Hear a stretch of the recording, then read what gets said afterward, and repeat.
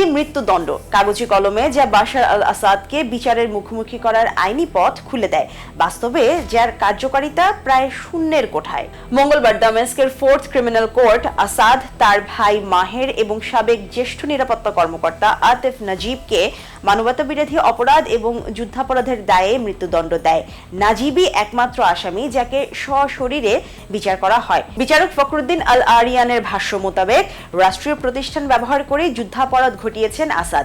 2022 সালে আসাদের নিজের আমলে সই হওয়া রাশিয়া সিরিয়া প্রত্যর্পণ চুক্তির বলে এই রায় এখন দামেস্কের হাতে প্রত্যর্পণ দাবির আইনি ভিত্তি তুলে দিয়েছে। গত বছর মস্কো সফরে গিয়ে সরাসরি পুতিনের কাছে আসাদের প্রত্যর্পণ চেয়েছিলেন প্রেসিডেন্ট আহমেদ আল শারা নিজেই। তবে বাস্তবতা বলছে ভিন্ন কথা।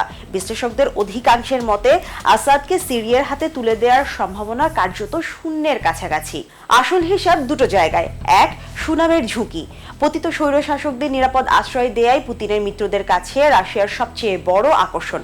ক্ষমতা হারালেও আরামের জীবন নিশ্চিত, এই প্রতিশ্রুতি বুর্কিনা ফাসো, নাইজার বা মালির মতো অস্থির শাসকদের রাশিয়ার প্রতি আস্থাশীল রাখে। আসাদকে ফিরিয়ে দিলে সেই আস্থাতেই ধাক্কা লাগবে। 2, নির্ভরতার হিসাব।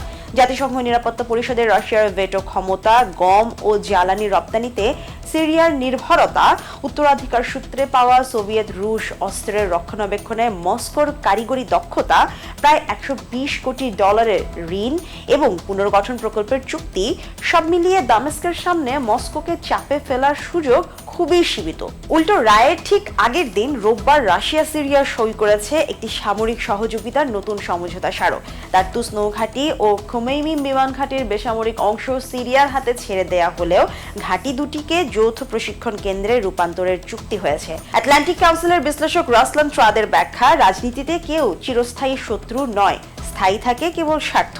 আসাদকে শাস্তি দিতে গিয়ে রাশিয়াকে চটানো দামেস্কের কাছে লাভের চেয়ে ঝুঁকিই বেশি, এমনটাই তার যুক্তি। কিন্তু প্রশ্ন একটাই, এই প্রতীকী বিচারেই কি সন্তুষ্ট থাকবে দামেস্ক, নাকি রাশিয়ার সঙ্গে ক্রমশ গভীর হতে থাকা সম্পর্কের বিনিময়ে আসাদের প্রত্যর্পণ দাবি অনির্দিষ্টকালের জন্য তুলে রাখা হবে?